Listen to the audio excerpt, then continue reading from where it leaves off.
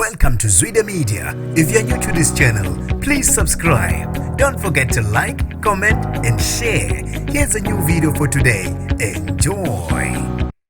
Udlule ngesikhulu isihluko emhlabeni umuntu oyedwa maqede kwalimala kabi abantu ababili abebeshayela iambulance ngesikhathi kwenzeka isiphithi sengozi. Nginibingelele ngiphinde nginamukele ezindabeni zezwide media. Igama lami ngusibonga konke wakandwanda Mothanda, ungangibiza intatheli eka YouTube. Akulimale abantu ababili kabi maqede kwashona oyedwa beyisikole ngesikhathi kwenzeka isiphithi sengozi ku N6 ngase Kwetshana village East London.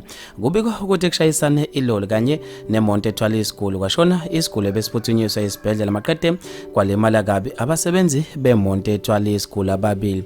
Akwaziwa abashayisane kanjani njengoba kubika ukuthi imonto bezilandelana, kodwa ke ugcine kwenzeka le ngozi maqede kwashona isikole khona endaweni yesigameko. Abashayeli beambulance bona kubeka ukuthi balimale kanzima, bahlengwe khona endaweni yesigameko nduba baphuthunyiswe emtholampilo. Abantu babe nokuphawula okwahlukahlukene khona lapha ezinkundleni zokuxhumana. uCosmo Black uthe namhlanje bekusuku lakhe ike ambulance ebengakhona ukumhlenga njengoba eshone ngisho ephuthunyiswa esibhedlela. Ingqwele yosiba Gazi uthe ayi kuyawushaya umuthi lokhu obekujuqa isikole bakwenze sho ukuthi noma ilupho usizo oluvelayo belingeke lolunga.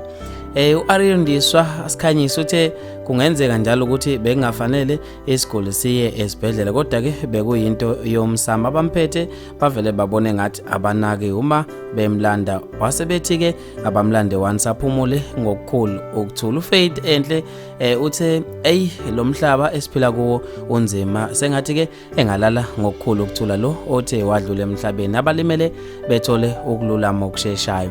uZamambo Job uthe ucabange nje ushona uzigulela uthi uyothola usize emtholampilo, wabesefaka ama-emoji enhliziyo eziphukile. Bafethu ke maningi kakhulu ama-comment khona lapha eziguleni zokuxhumana. Ngizofisa ukwazi mina ukuphala kwakho ngalolu daba khona lapha kwi-comment section. Mina nje ngithathela YouTube sengiphuma kanje ngithi awungibambe evidweni elandelayo.